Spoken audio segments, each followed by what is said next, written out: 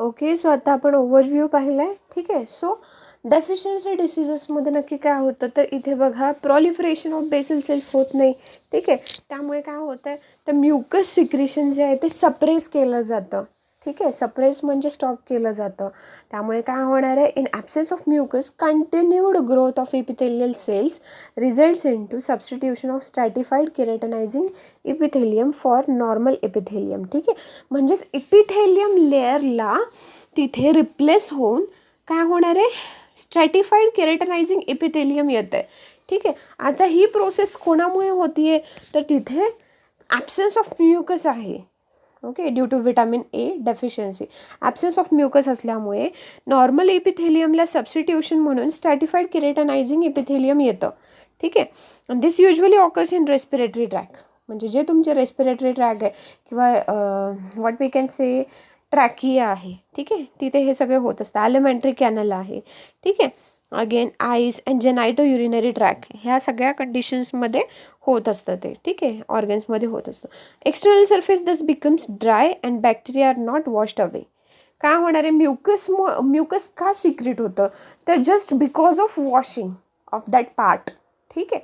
जर ट्रॅप झाले, जर तुमच्या नॉस्ट्रिल्स थ्रू असतील किंवा इसोफॅगस थ्रू असतील, ट्रॅकिया थ्रू असतील, जर म्युकस असेल आणि जर मायक्रो ऑर्गॅनिझम एंटर करत असतील, तर त्या म्युकसमध्ये जाऊन ते ट्रॅप होतात.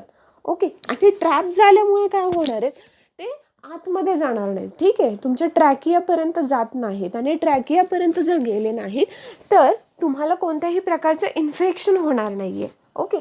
सो इन्फेक्शन नाही झालं तर it's well and good. But इथे काय होतं आहे की ह्या सगळ्या प्रोसेसेस अफेक्ट होत आहेत. तिथे वॉश्ड अवे होत नाहीत हे बॅक्टेरिया. ठीक आहे. This leads to irritation and infection. Okay. Next, dryness and scaliness may be due to impaired formation of tissue glycoprotein. ठीक आहे. ड्रायनेस, ठीक आहे, म्हणजे जर म्युकस प्रोड्यूस होत नाही आहे सेल्समध्ये तर ते ड्राय होणार आहेत. ठीक आहे. ते सेल्स जे आहेत ते ड्राय होतील.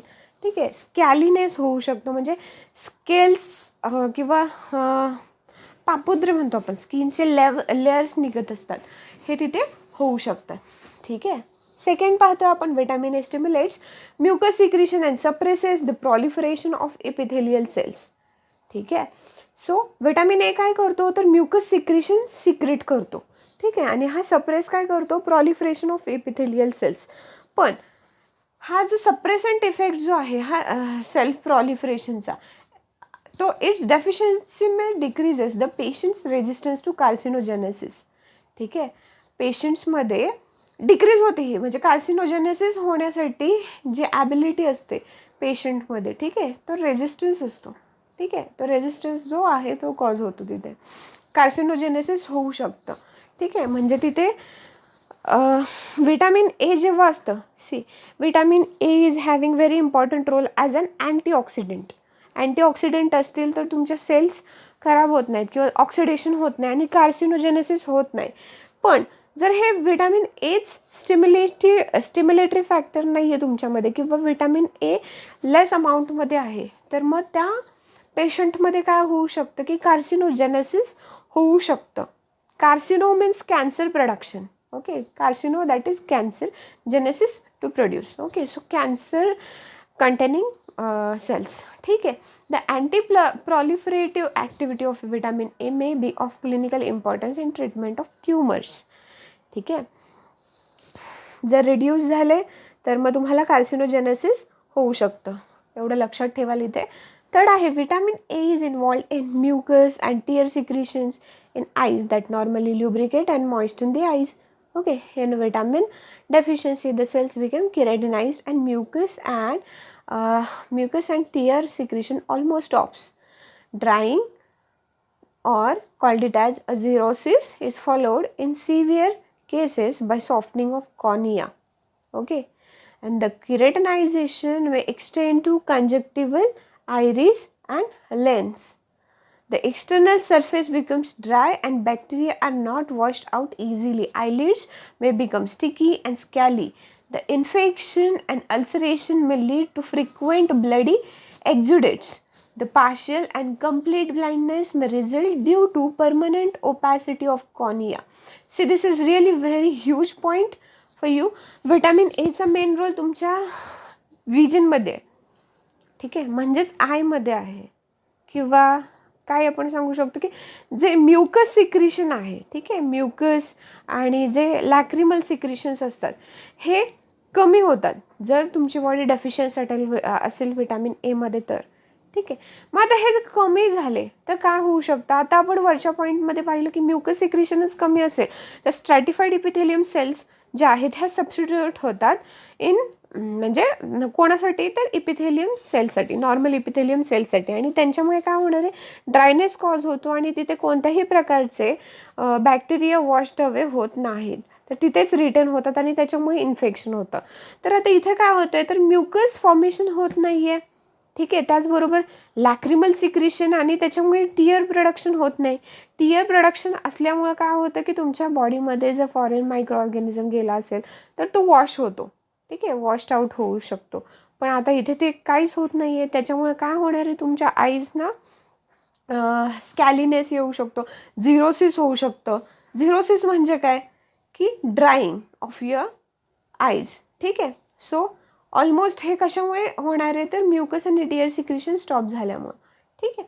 आता एक्सटर्नल सरफेस जो असतो तो काय होतो तुमच्या आयरिस आणि लेन्सचा ड्राय पडतो आणि बॅक्टेरिया होत नाही तिथून वॉश आउट, ठीक आहे. आणि आयलिड्स जे आहेत हे कसे होतात स्टिकी आणि स्कॅली होतात, आणि हे जे इन्फेक्शन आहे ते अल्सरेशनमध्ये पण पुढे हे होऊ शकतं, रिझल्ट होऊ शकतं, ठीक आहे. It may lead to frequent bloody exudates, म्हणजेच काय की तिथून ब्लड पण येऊ शकतं. ओके. पार्शियल और complete blindness may result due to permanent opacity of cornea. जर विटॅमिन एची डेफिशियन्सी लवकर कॉज म्हणजे तुम्ही ट्रीट नाही केली तर तिथे काय होऊ शकतं, पार्शियल किंवा कम्प्लीट ब्लाइंडनेससुद्धा येऊ शकतो त्या पेशंटमध्ये, ठीक आहे. Okay. So next is vitamin A plays an important role along with vitamin D in the tooth and bone formation, ठीक आहे. विटॅमिन ए जो असतो, ठीक आहे, ह्याचा रोल कशामध्ये आहे. Vitamin A plays important role along with D, ठीक आहे. आता हा रोल जो आहे हा कॉम्बिनेशन रोल कशासाठी असतो तर टूथ आणि बोन फॉर्मेशनसाठी. जे तुमचे दात आहेत म्हणजेच कॅल्शियम आणि विटॅमिन ए इथे खूप इम्पॉर्टंट असतात, ठीक आहे. सो टूथ आणि बोन फॉर्मेशनसाठी इम्पॉर्टंट आहे, ठीक आहे. Since the enamel layer is an epidermal structure, vitamin A deficiency may lead to abnormalities in tooth formation reflected in defective enamel. Tooth enamel तुम्हाला माहिती आहे एक लेअर असतं, ठीक आहे, हे तिथे डिफेक्टिव्ह प्रोड्यूस्ड होतं, ठीक आहे. Okay. Next, vitamin A deficiency leads to histological changes in taste buds and surrounding tissues resulting in to changes in taste perceptions, ठीक आहे. काय सांगितलेलं आहे इथे, विटॅमिन एची जर डेफिशियन्सी असेल तर काय होणार आहे तुमचे टेस्ट बर्ड पण खूप जास्त प्रमाणामध्ये अफेक्ट होतात, ठीक आहे. आणि सराउंडिंग टिश्यूज म्हणजेच काय की जे पण बाकीचे तुमच्या माउथ कॅव्हिटीमधले, ओरल कॅव्हिटीमधले जे अदर टिश्यूज जे आहेत हे पण टेस्ट परसेप्शनमध्ये काय करतायत, मग त्यांचे अल्टरेशन दाखवत आहेत, प्रॉपर तुम्हाला टेस्ट समजणार नाही आहे. Next, vitamin A deficiency may results into diminished production of corticosteroids, growth failure and retardation. Deficiency arise झाल्यामुळे काय होतं, प्रोडक्शन होत नाही कॉर्टिकोस्टिरॉइडचं बॉडीमध्ये, आणखी काय होतं, ग्रोथ होत नाही आहे आणि ग्रोथ रिटार्डेशन होतं, ठीक आहे.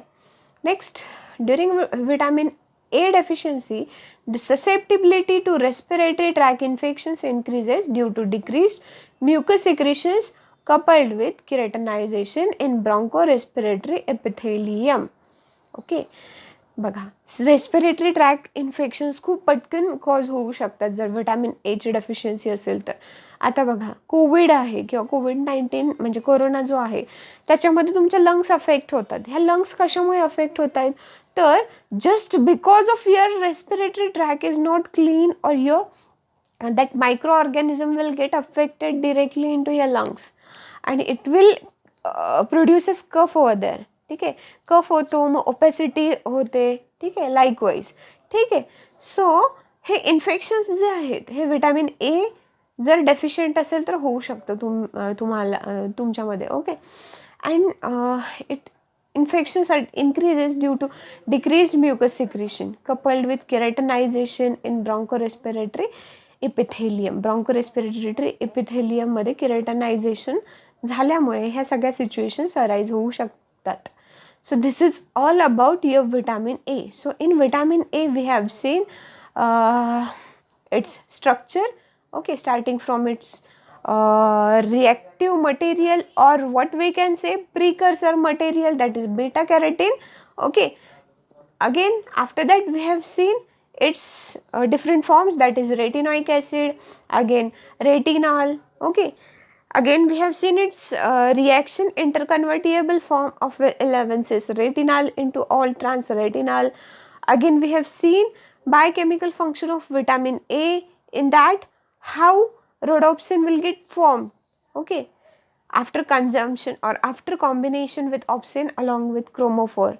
After that we have seen biochemical importance of rhodopsin, the role of vitamin A in vision cycle. After that we have seen discussed about deficiency of vitamin A, in that previously we have discussed causative factors along with symptoms. Okay. After that we have seen some important conditions. Okay, this is all about vitamin A.